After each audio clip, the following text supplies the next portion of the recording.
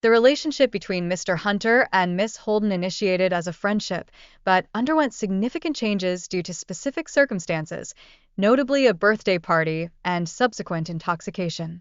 This unforeseen environment catalyzed a sexual relationship that became increasingly complicated as the dynamics evolved. Miss Holden's confusion regarding paternity emanates from the multifaceted nature of her relationships and the lack of clarity surrounding her sexual encounters. This uncertainty not only complicates her personal state, but also introduces a layer of tension in her interactions with Mr. Hunter. While Mr. Hunter provides financial support, he simultaneously grapples with the profound emotional implications of possibly not being Josiah's biological father.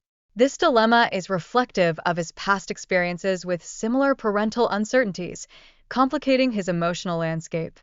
The mother presents crucial evidence concerning the timeline of her relationships, highlighting the inherent uncertainty surrounding the true biological paternity of her child. This presentation of evidence ignites a rigorous debate within the court, underscoring the complexities of familial ties. Mr. Hunter candidly expresses his emotional turmoil as he confronts the possibility of not being Josiah's biological father.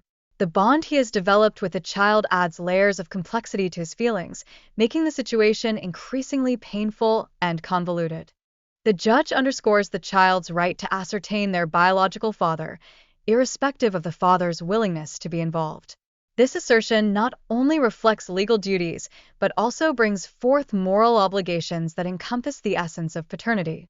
Mr. Moore recounts his childhood experiences that led him into foster care, primarily influenced by his mother's struggles with drug addiction and the notable absence of Mr. Taylor in his life. Such abandonment shapes his challenging upbringing, illustrating the harsh realities faced by many children in similar situations. Mr. Taylor articulates his uncertainties about being Mr. Moore's father, attributing this confusion to his tumultuous relationship with Mr. Moore's mother. This lack of clarity has significantly informed his decision to remain distant from Mr. Moore throughout his life. The court announces DNA results that definitively confirm Mr. Taylor as Mr. Moore's biological father, provoking an emotional response from both parties. This critical revelation serves as a transformative moment in their relationship, altering the trajectory of their familial connections. Though Mr. Moore's initial encounter with his father at a young age left a prominent mark, the subsequent lack of presence induced confusion and emotional strife. This foundational disconnect paves the way for difficulties in future relationships and emotional stability. The father's non-exclusive relationship with the child's mother raises significant doubts regarding paternity, thus fostering instability in the child's developmental years. Such complexities underscore the intricate nature of familial bonds and their repercussions in childhood.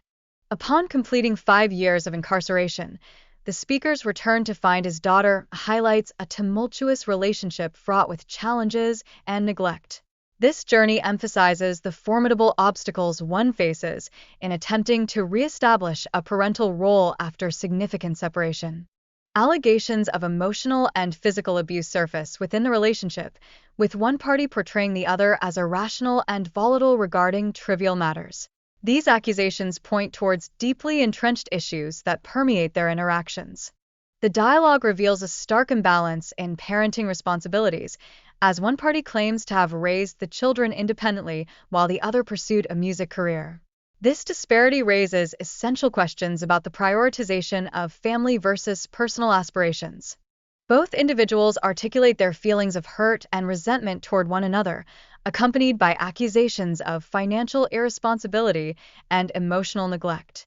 This emotional turmoil complicates their efforts at effective co-parenting, as underlying grievances challenge collaboration. The mother conveys profound frustration regarding the father's lack of support and involvement in their children's lives, highlighting the critical role he plays. This disconnection adversely impacts the family dynamic, inviting further complications. The discussion later brings to light the children's feelings of neglect and embarrassment regarding their father's actions and lifestyle choices. This emotional fallout underscores the direct correlation between parental behavior and children's emotional well-being. The court proposes family counseling as a constructive solution, emphasizing the necessity for improved communication and the rebuilding of relationships among all family members. This approach aims to cultivate a healthier environment for the children involved. The tenuous relationship between Miss Bowman and her daughter is significantly attributed to past deceptions concerning paternity, resulting in a deep-seated distrust. This situation has imposed considerable emotional strain on both parties, complicating their interactions. Miss Bowman elaborates on her tumultuous past with both Mr. Stewart and Mr. Watson, revealing layers of complexity surrounding her daughter's conception. This narrative embodies the confusion regarding paternity that has persisted throughout the years. Keena Bowman's discovery that Mr. Watson, whom she had long considered her father, is not biologically related to her, leads to a breakdown in communication with her mother lasting over a month. This revelation starkly illustrates the emotional consequences of unresolved familial ties. The mother articulates her unwavering commitment to raising her granddaughter, highlighting the strong bond they share in spite of an intricate family history. She expresses a profound sense of pride in her caregiving role, underlining the importance of connection amidst chaos.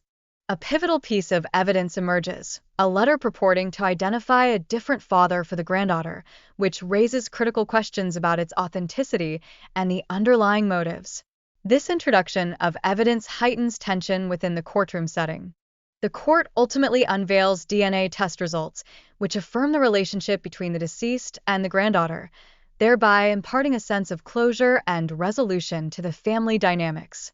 This moment serves to reinforce the paramount importance of truth in familial connections. Mr. Tillman expresses his aspiration to forge a connection with his daughter, while simultaneously learning about his late father through her.